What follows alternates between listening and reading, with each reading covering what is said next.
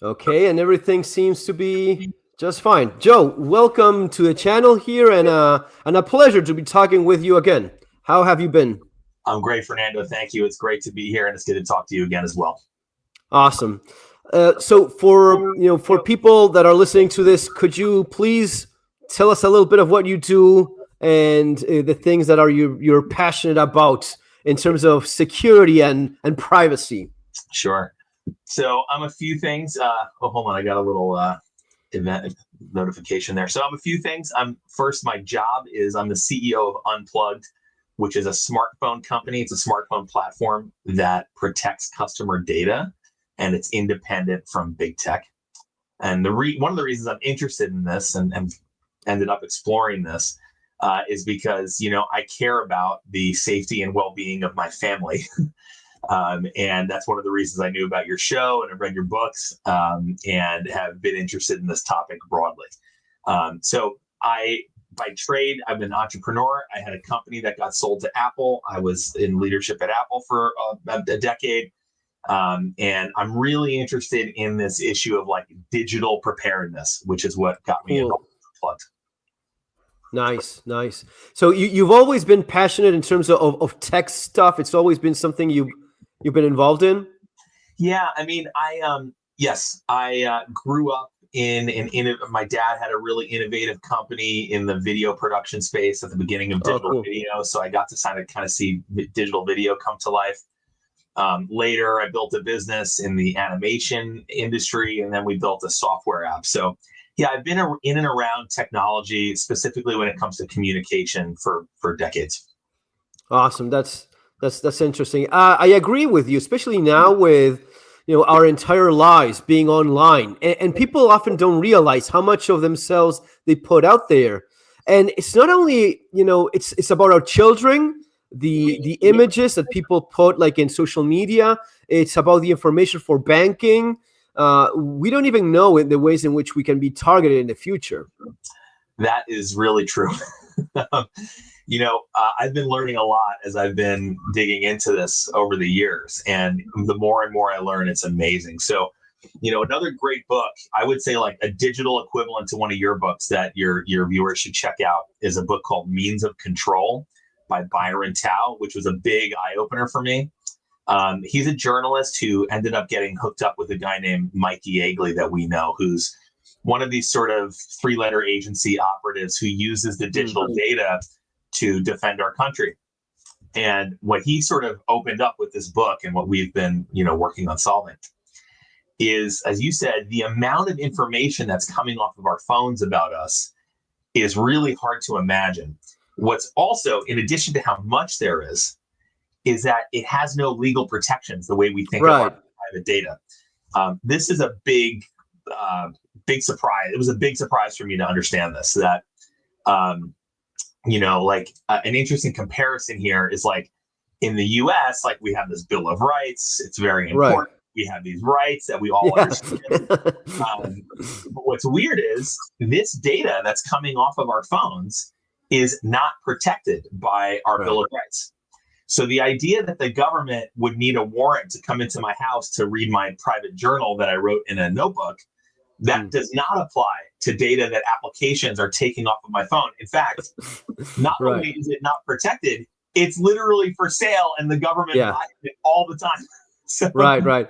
So it's if your personal diary is in your computer, they can steal it right away without even a warrant. unfortunately something like that. Like it's weird. It's like, Hmm. can they go in and read the diary? Not directly. However, what's happening is, and this is what's so crazy, is every app we have on our phone, right? The Yeah. apps sort of turn the phone into like a targeting vector. Yeah. What does that mean? You use an app like, I mean, any app. I don't know. In Spain, you guys have like DoorDash or Uber or whatever, Hmm. right? Like these apps we use all the time. What these apps have is when you go, let's say, you use an app to go call a taxi, right? It calls servers to connect with the other taxis, whatever, and the other phones that are in those cars. But it also calls these other servers that have nothing to do with that service. And these are servers that are literally just reporting where you are. Are you moving? Are you still? Are there other Bluetooth signals around you? Who are they? What are you doing in the app? What destination did you go to? All of this stuff. And the amount of this data that's coming off the phone is insane. It's thousands and thousands of times a minute that the apps are reporting this information. So every single app we have is basically yet another. Every single app we have is yet another guy using the listening device that our phone basically is for their own benefit. It's very close to this. So let me. People always ask me, right? I was at Apple for 10 years. People would always ask me, Joe, is the phone listening? It is, right? It's weird. I'll break the news to you. It's not listening, and the truth is worse than that. So let me explain.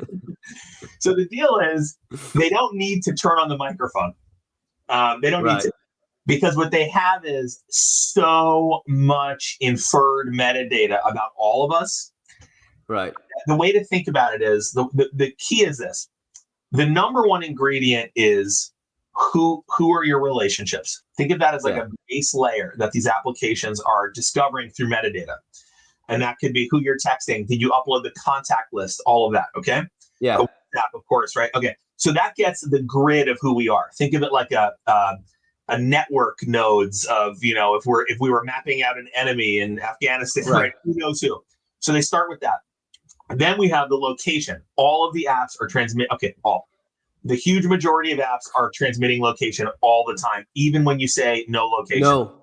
They're able to find your location via the IP address of the modem and the blah, blah, blah. There's many ways that they discover where you are. It's called fingerprinting. Even if you say ask app not to track, none of that stops it.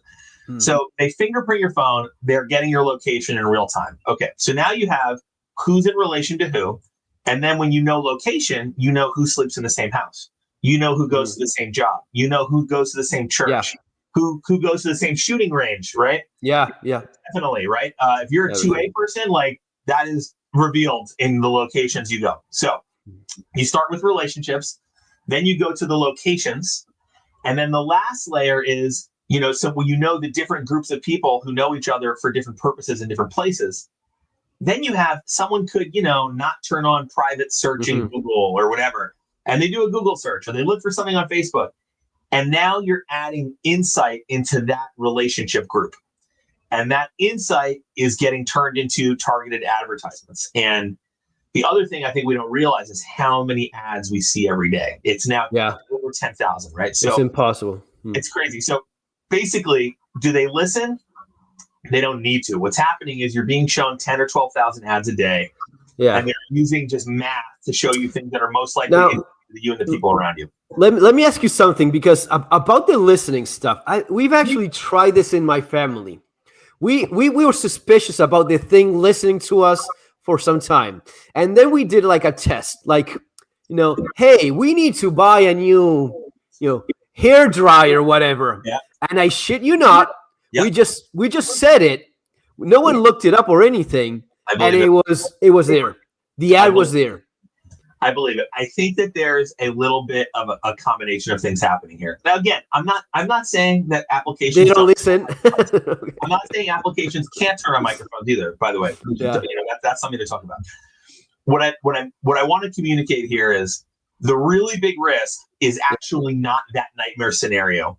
The really big risk is the stuff that we know is obviously for sale and pouring off the phone. Really quickly, I will say though, one of the elements of these tests, I've had the same experience. By the way, like I've talked to my wife about a vacation and then seen ads for that vacation. I'm like, whoa. I've even had, I have a lot of kids. I'm blessed. I have a big family. One of my children is disabled. I've been targeted with ads based on his disability. Wow. It's disgusting. They know. Look, I'll give you one more example. My brother was visiting and he was telling, I get it. They couldn't know that my brother is visiting, right? So my brother is visiting. We're having this conversation about his mattress. He bought one of these memory foam. Anyway, he bought an expensive mattress that was not working for him. I told him, dude, you need to buy the independent spring, mattress. I was stuck with advertise about mattresses. I was not looking to buy one myself. I was just talking about it with my brother over dinner, and I was still bombarded with it. I get it.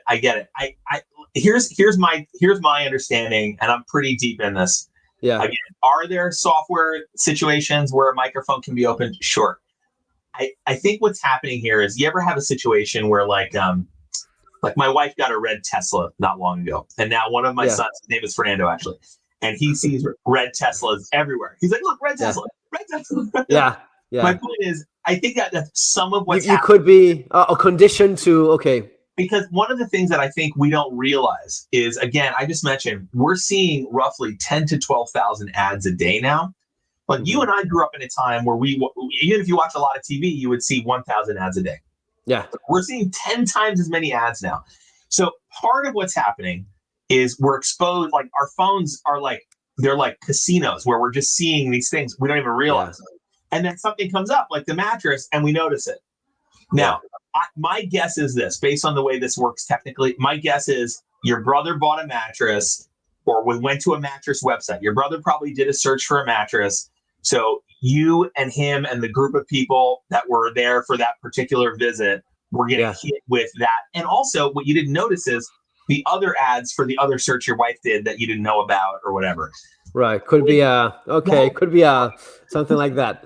Yeah, it's creepy still, but the thing is, we're constantly also being influenced by all of this stuff. It's not only the advertising, it's if I'm looking for information about anything, they know what rages you, they know what's gonna have you, and correct me if I'm wrong, angry, negative stuff is usually gonna have you more engaged than positive. Is that correct, or am I You're absolutely correct. You're absolutely correct. So what you're getting at here is, I think, the next layer, right? Like we talked about advertisements, and it's creepy that they know this stuff, but then what else? Since obviously the whole machine, these apps aren't free.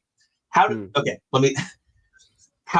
Facebook makes, Meta makes hundreds of billions a year, and it doesn't sell anything. That doesn't add up. So yes, to your point, it's a goal. What's happening, right?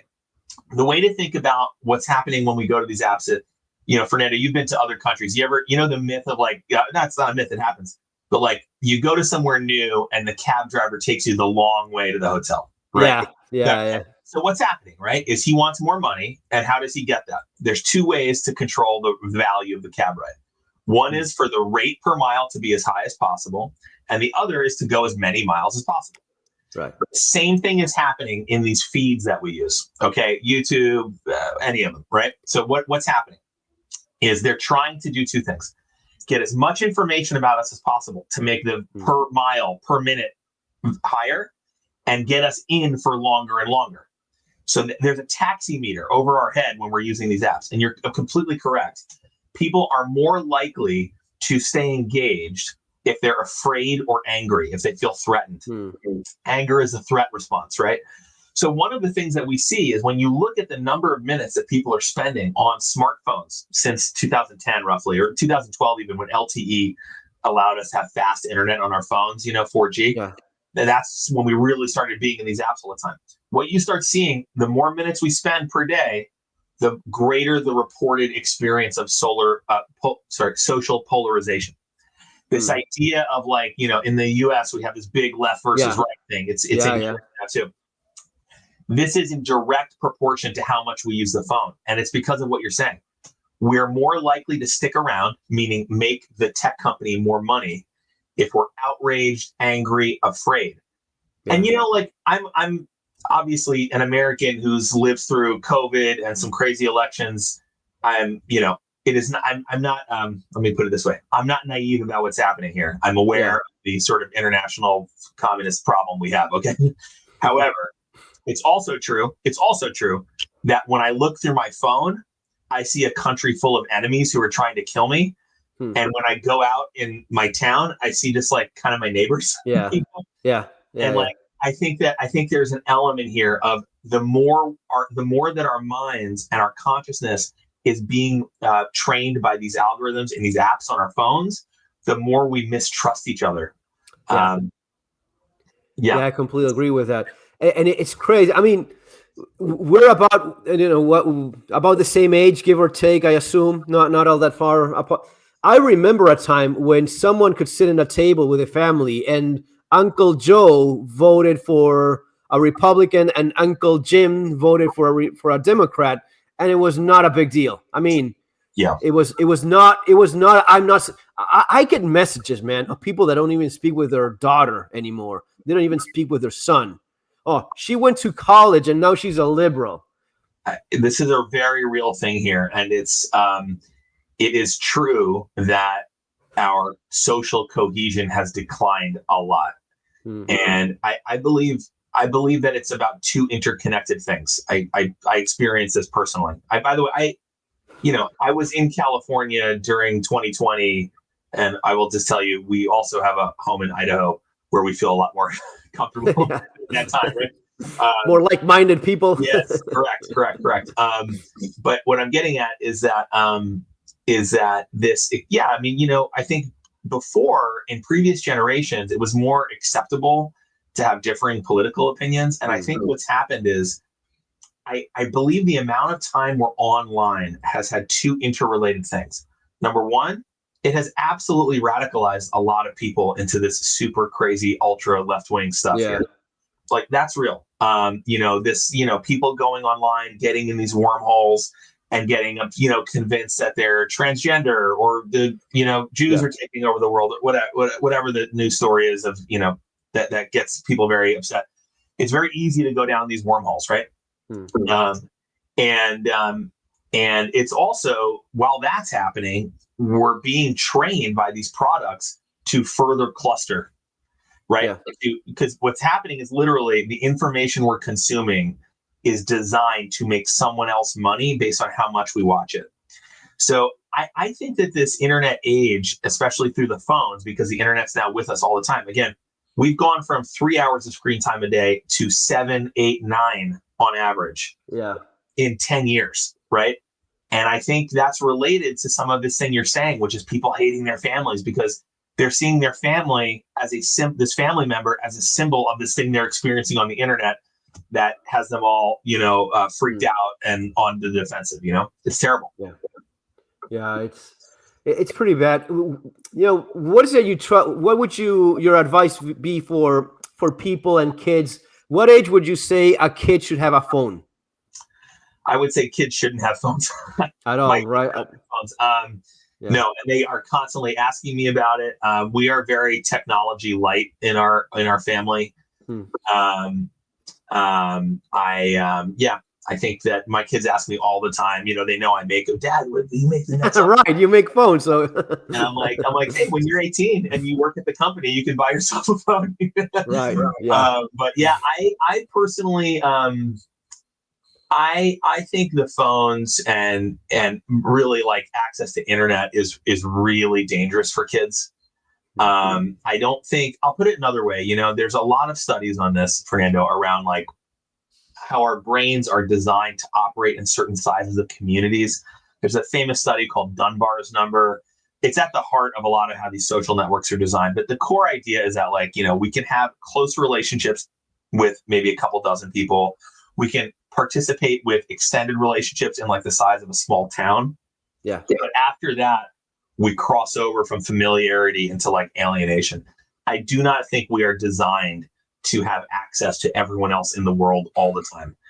And I think that for kids, it's really dangerous because, a child who wants to fit in can suddenly, you have the huge risk of predator people, disgusting people, trying to find children.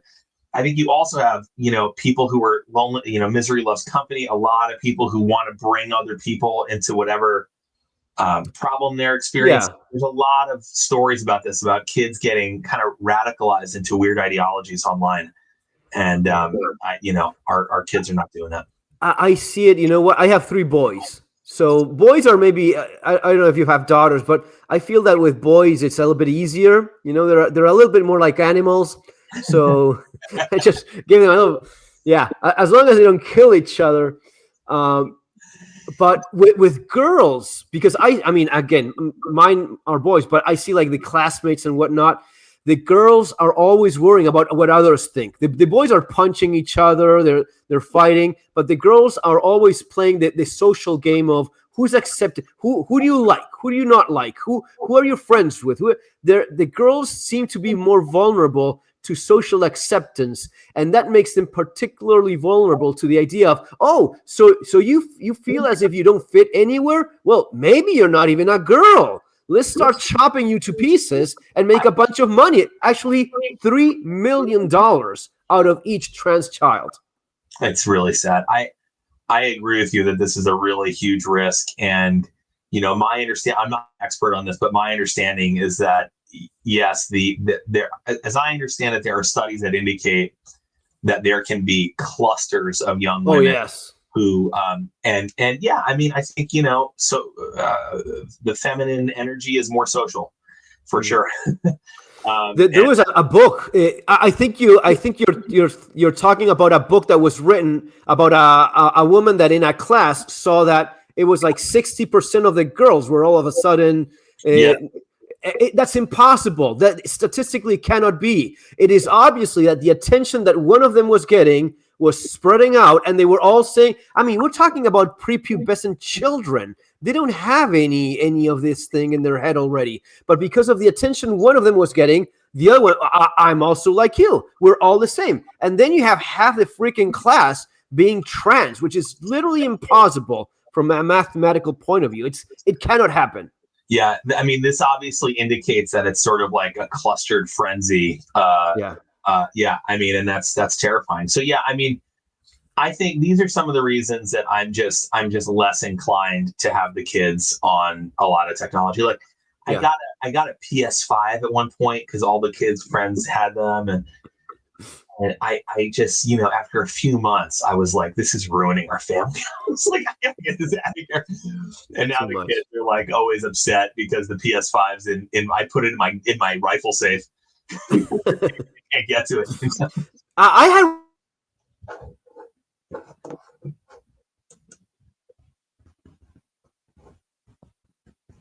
Oh, hold on. I lost you, Fernando. Give me 1 second.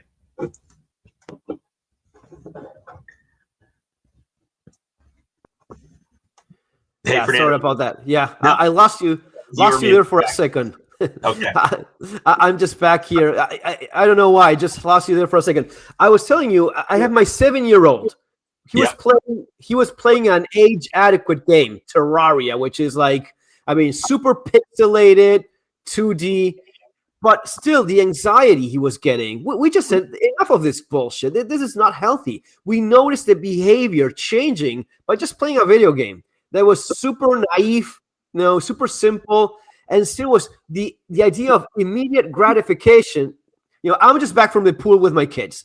I've been trying to swim this summer quite a bit. They have to be running around swimming and just doing kids stuff, not getting engaged with devices. Yeah. We agree with your perspective on this totally. Yeah, I think I see this with the kids. They get very angry about the video games. They're constantly.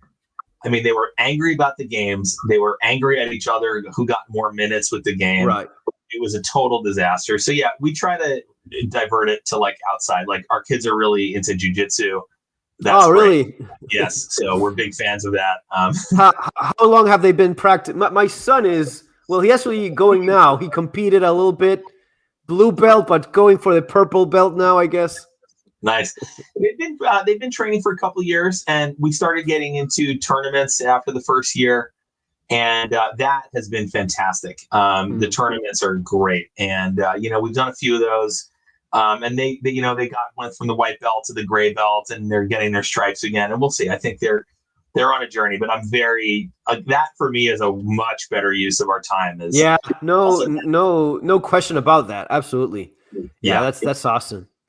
Jiu-jitsu is pretty cool for a lot better, not so much striking, because my oldest son is the one that's more into this, and he's like, well, they're doing MMA, so I'm doing a little bit of that as well. And you know what? You try to calm down a little bit, because at any moment, I used to box, so I train the boys here. We have a little heavy bag, and we do a little. I do the same thing. I have the gloves there on their back. Like every now I'd rather have them do a little bit of sparring with me and not in the gym with some lunatic. That's correct. Yeah, I'm fine with them sparring with jiu-jitsu, but I don't want them getting hit in the head. I got to tell you, I was really into boxing. I was like a white collar kind of gym boxer or whatever, and Yeah. I sparred once with a guy who he probably had 30 or 40 pounds on me. Yeah. And he really clocked me, like really. Bad. I ate the punch, and I couldn't think straight for like a week. And I was like, okay, that's enough. Yeah. I did a little bit of it when I was younger as well, and I was getting into it. And at first, you get punched a lot, and then you start punching, and then you start, learning how to defend yourself, and you feel better. And then I got this guy. Hey, do you want to fight for money? They were organizing, and it was like I took a look at the guy, and the amount of brain damage this human being had was nah. I mean, I'm good this far, and that's enough for me. Let's do a little bit of I had similar, though. I do remember the first real match I had. I was really intimidated because I get in the ring. And my trainer's like, he's like, you're ready. You're going to do great. Come on. He was pumping me up. And I get there, and my opponent is like shaved head, muscles, tattooed. I was like, oh, I don't know. And I just the way God had it, that one bout, I really succeeded. It was very successful, and I was well matched, and it just went very well. It just went great. And I just remember, though, that feeling of like, oh man, I suddenly had these fantasies of myself as this tough guy, which were not. No, even on the guys that are professionals, that been doing well, especially in the guys that are professionals, you can see the slurring, you can see it's visible. The brain damage is visible. Yes, I don't think boxing. I'd rather my kids roll. Yeah, it's really rough. It's really rough. It's a beautiful sport, but it's rough. It's rough. Yeah, it's super interesting. But talking a bit about so adults and their phones and what your company does in terms of providing a device that's a lot more secure.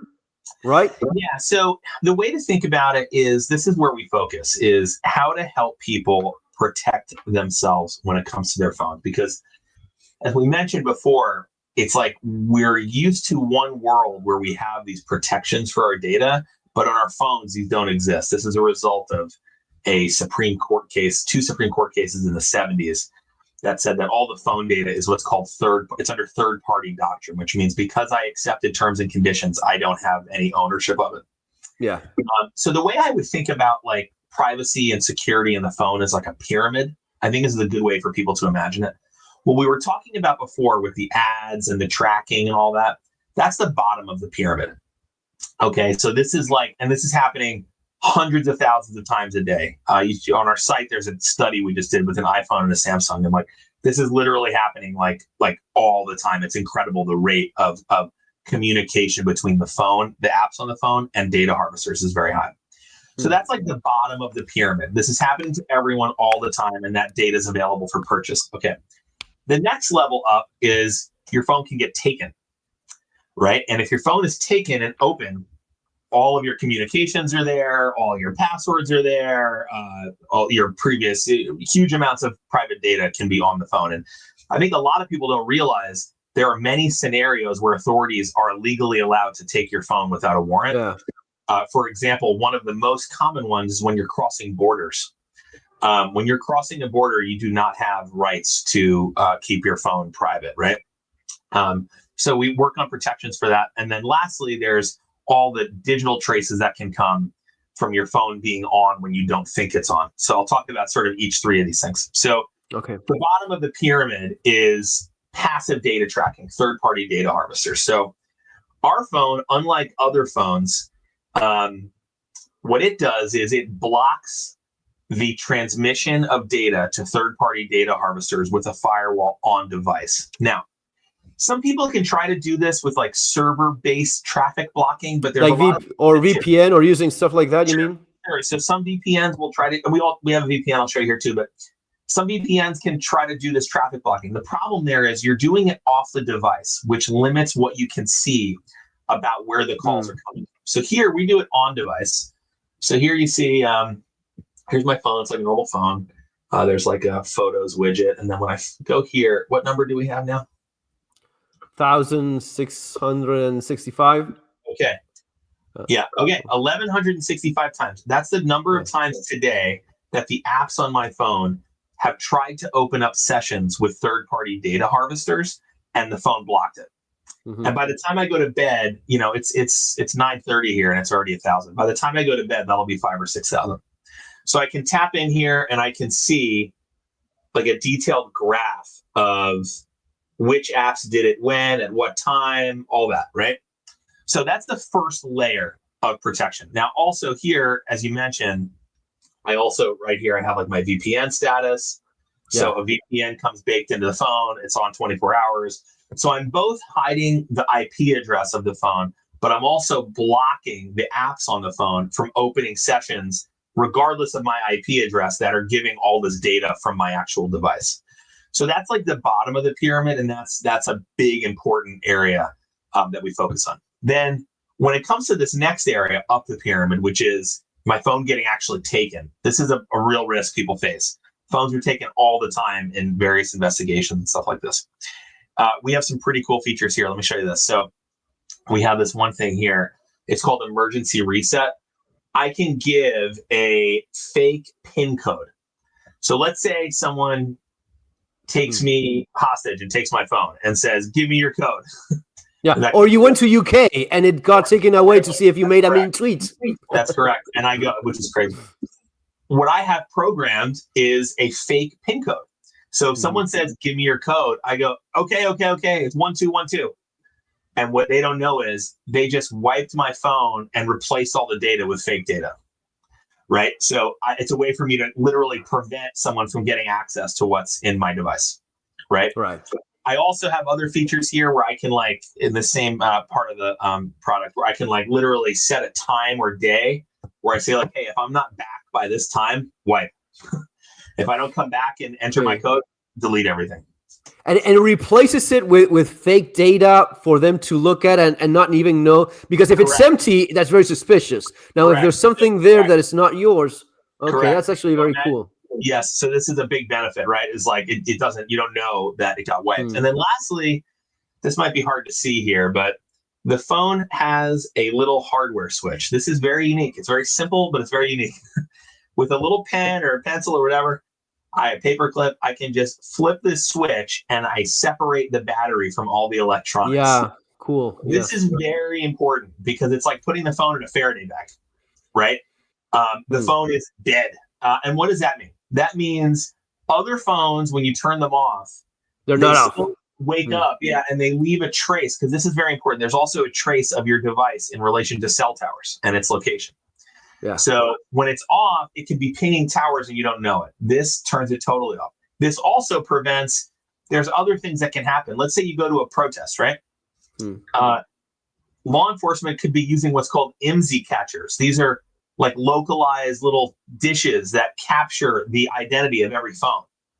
If you turn the phone off, it transmits nothing, right? There's no NFC, there's no nothing, right?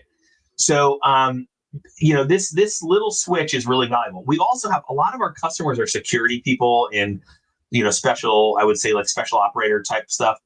And for them, it's really important to have this because they're on battlefields and stuff where like the enemy is looking for the identity of their phone. So having this switch is very important. We even have customers who are potential targets of like Pegasus.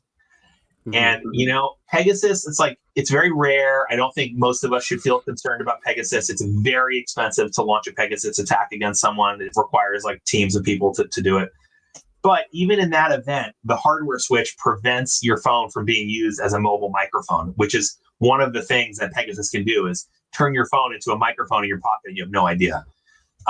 So, having an actual way to physically turn off the phone and separate the battery is very important.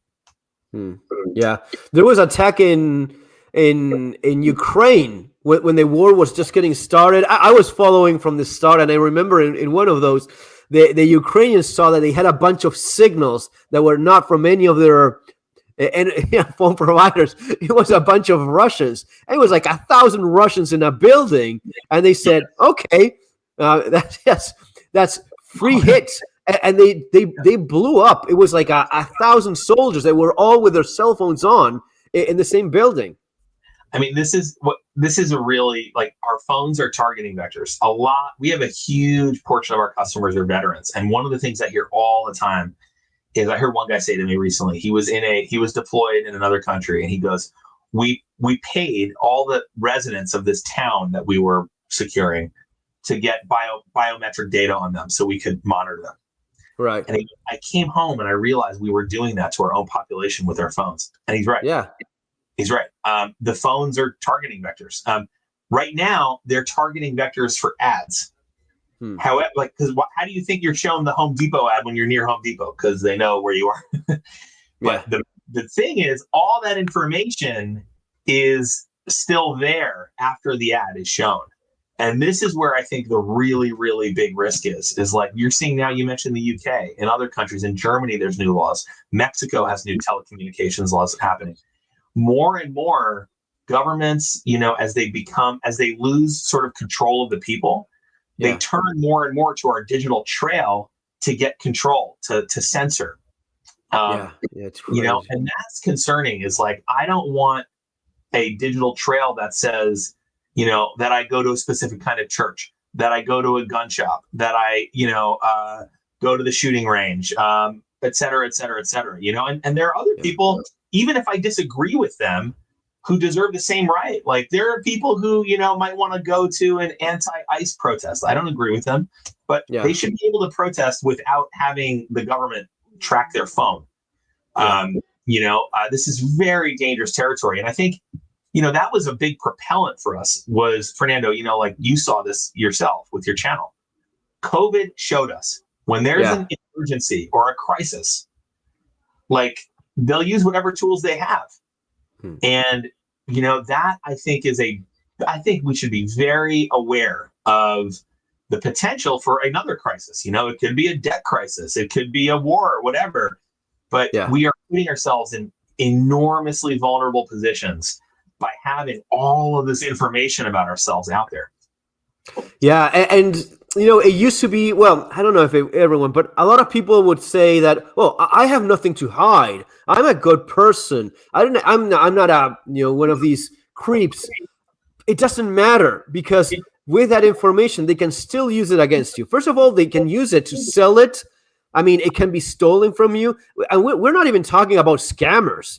Some of those that just steal your information and maybe take a loan in your name, stuff like, it's totally, again, it's like, this is what I think people don't realize. The information is available for purchase. Yeah, they sell it. They sell it to anyone with money. Buy a chunk of it. I mean, I can go online right now and just go to a website and say I'm a marketer and say I'm doing a marketing campaign. And I mean, I'll give you an example. Actually, this will blow your mind. Is it possible for me to show something on the screen here? Sure, if you have anything there. You want to see something interesting? So this is an example. My business partner is this guy, Eric Prince, who's involved in a lot of security stuff. He founded Blackwater, and he's involved in a lot of really interesting stuff with hold on one second while I bring this up. I would say like special operations, military stuff, sort of government adjacent. And so he's all right, let me show you this. This was really interesting. So this is from an actual event. And in this case, they were looking for, I'll show you this. They were looking for they were trying to find a person who was needed to be found, like an enemy. This person had been involved in human trafficking, okay? And they knew that they were in Nicaragua. They had no other information about them. They were sort of a clandestine person. But they had some like open source information, right? So what was some of the open source information? I'll show you here. I think this is the button. I think you have a button there to share the screen. Here we go. Slides in PDF, share screen. What they had was I'm going to have to do something here. What they had was, I'm going to cancel that. So what they had was I'll talk you through this since I can't show it, but okay, it's okay. Don't worry about it. What they had was they bought all the cell phone information from the country of Nicaragua. Okay, which is like it's a few $100s. not that expensive. Yeah. You give it 4 pieces of information. Okay, actually they have 3 pieces. They knew the target's. They think the target's granddaughter's school. They think there's a restaurant that they've heard that he or his family likes, and there's an office of someone in his family. Okay, these are the 3 locations. So you take all the cell phone data from a whole country and you give it 3 locations: a daughter's school, a granddaughter's school, a restaurant, and an office. What happens immediately is you put it through some software, like in real time, and you go from all the cell phone signals, which is imagine, billions of dots all over the place, to 4 phones. Only 4 phones in the whole month had been to those 3 places. Right. So you go from, hundreds of thousands of phones to 4 phones in one step. Now you have, okay, let's look at these 4 phones over a month. Okay. Over the month, you see, okay, there's actually the 4 phones are 2 pairs and they sleep at different homes. And they both go to the school, the granddaughter's school, usually morning and night. So they realize, wow, this is grandparents and the kids and their children taking the granddaughter to school, dropping off, picking up. They see, they visit each other's homes sometimes, but they sleep at these 2 homes. They all go to the restaurant, but the one guy stays at the restaurant during working hours, and they've all visited the office, but only one of them stays there. Basically, by a very simple 30-minute analysis, they go from all the cell phone data from all the apps that I described to the home location of the target, who's a clandestine hidden person. I got to find a way to turn this on so I can show it to you, because it's insane. It's like, now I've done this, and I'm literally doing this right now. We've hired a marketing firm to do this with my old iPhone. So I'm taking my own phone and I'm looking in my town where I live, and I'm going, here's the gym I go.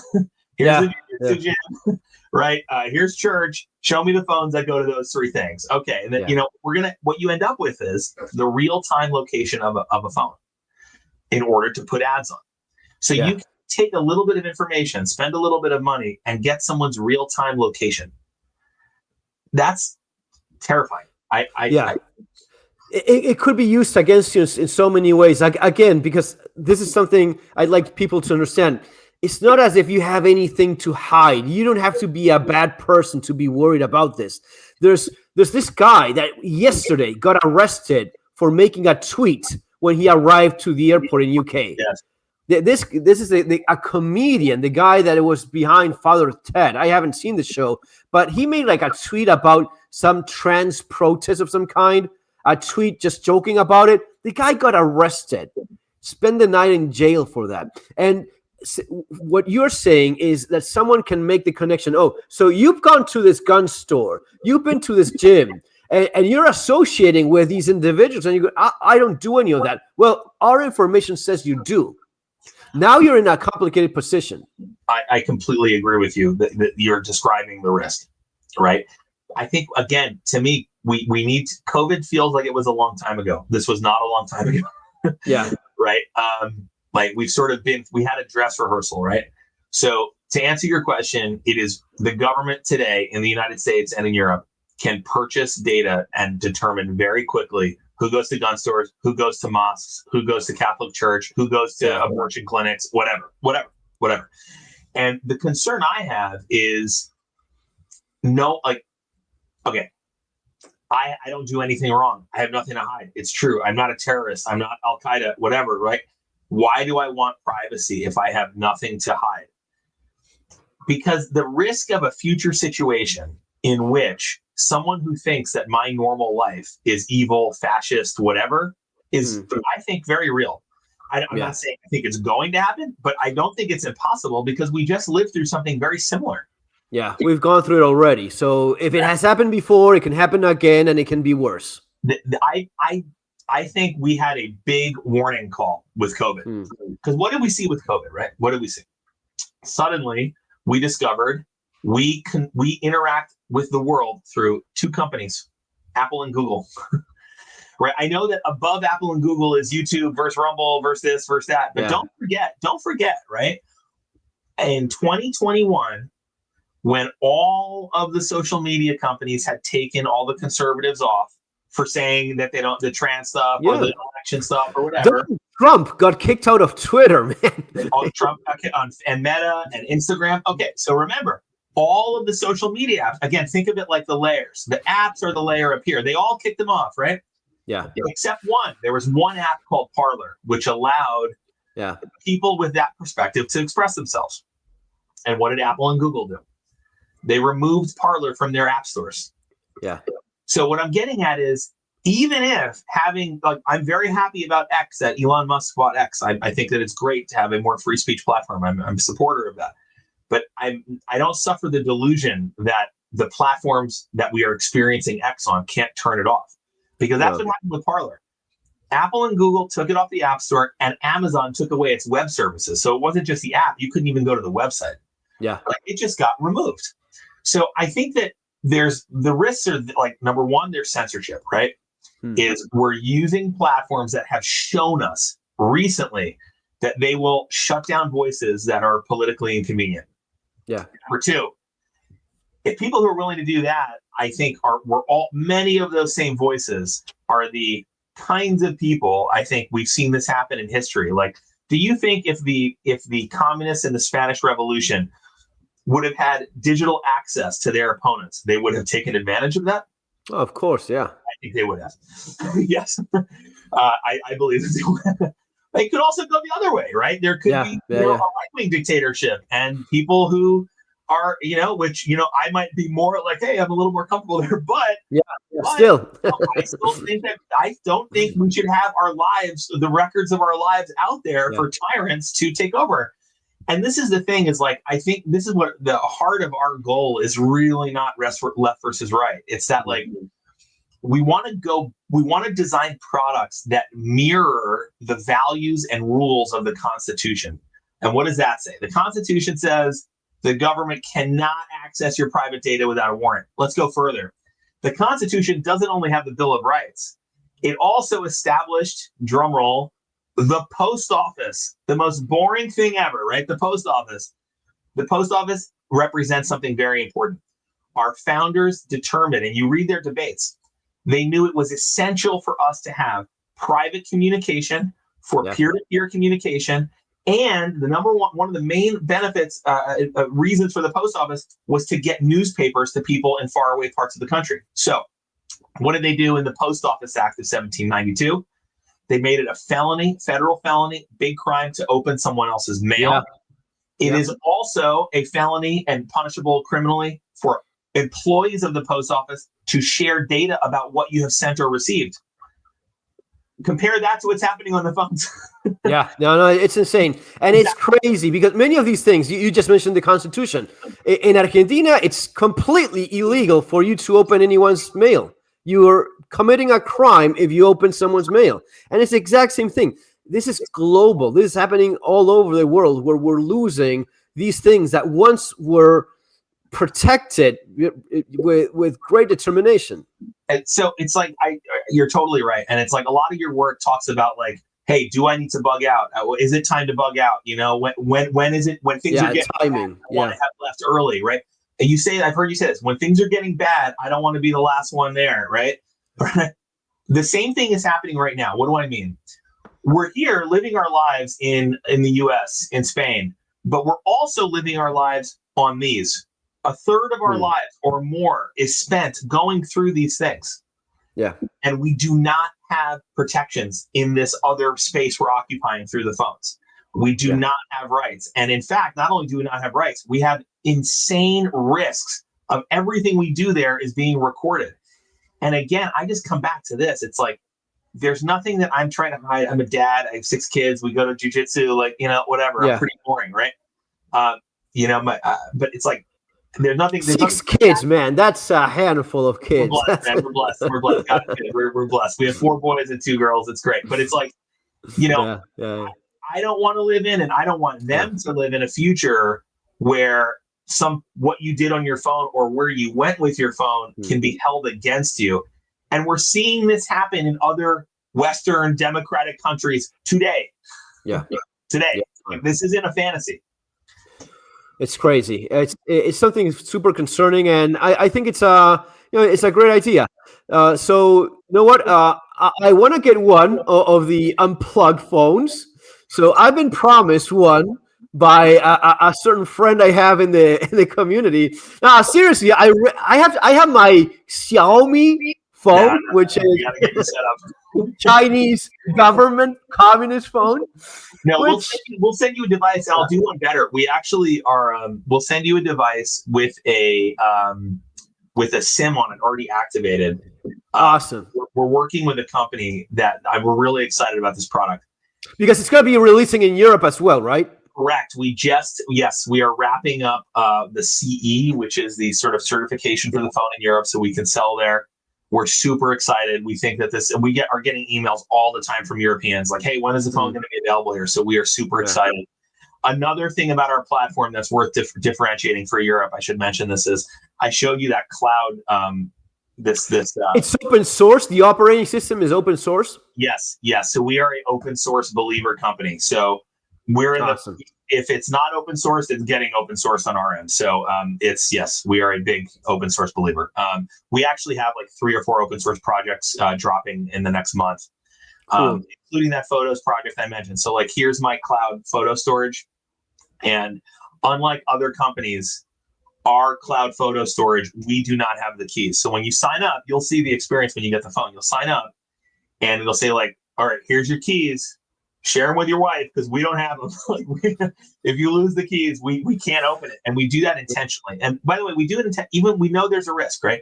The risk is you could lose your password and your keys. Like Bitcoin. Like with Bitcoin, if you lose it, you're done. There's no one to cry about. Correct. But we think, you know what, this is safer than being in a situation where the company has keys and law enforcement can come to us and say, give us the data. We don't want to be in that situation. So yeah, we'll have a device get out to you presently. And I'm super excited for you to get on it. Dynamite.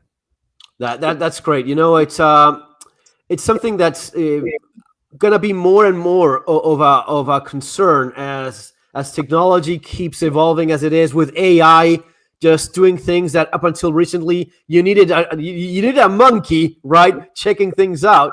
And there's not going to be any of that. It's going to be immediate, automated, and there's going to be very few places where you have any privacy left. So the more of this we have, the better.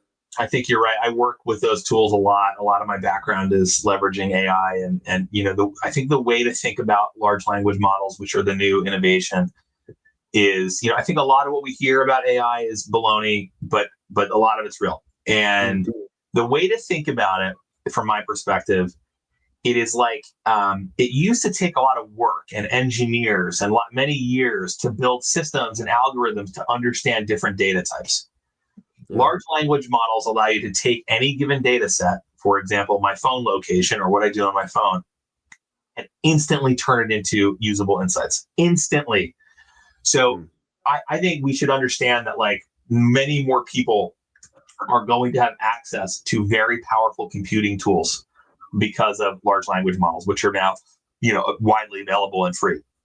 So I think these risks go off the chart in a world of these tools, big time. Fantastic, Joe. It's been great talking with you. I'll leave the link there for the phone below if anyone wants to. It is from your generous affiliate program, which is great. I truly believe in that. So fantastic. And really looking forward to getting rid of my Chinese spy phone. You don't like these much, do you? No, by the way, we're big believers in building the phones here too. So we're moving production. I want to ask you about how you're thinking of making it in the United States. Is it going to be made in US? Yeah. So what we're doing is we currently have been building the phones in Indonesia, which has been great, and we want to continue doing that. We think a lot of markets are going to be happy with the phone made in Indonesia. We also believe that the U.S. manufacturing base has really suffered from not having any part in the production of smartphones, which are the main electronics we're buying all the time, right? It's like the main product. Yeah. So yes, we are moving assembly here of the phones, and we're piece by piece sourcing components here. So the first component we believe we can source here, which we have lined up, is just the milling of the chassis, which is like an aluminum, piece of aluminum that's milled. Yes. We are hot on a battery provider. We think there's a possibility of batteries from the U.S. And it's going to be a long march, but we don't get any components from China. Not that we're anti-China, but it's just not where we source from. Like for our camera module comes from South Korea, for example. But yeah, we are bringing assembly here. We're very excited about this. And, we think that it's important to create value in how the phones are made rather than have them sort of created in these far off lands where we're unsure of the working conditions and is it a communist country or not. So yeah, we're really excited about this. Totally. I mentioned a couple of times with my book, I always had the possibility, and I was actually told, hey, you can just print it in China, ship it over to an Amazon distribution center. And I was, you know what? I may make a little bit less money if I have it printed in whatever country people are buying it from, but I honestly get pleasure, and satisfaction in knowing that if someone buys my book in US, it's printed in US. It's helping out some publisher, some printer in US. If someone buys it in Europe, it's printed somewhere in Europe as well. And I think that's pretty cool. So awesome to see that being done as well. Awesome. Yeah, we totally agree with that. That's awesome. Fantastic, man. It's been a real pleasure talking with you. And yeah, we'll stay in touch, okay? Thank you so much, Fernando. Take care. Take care. God bless, man.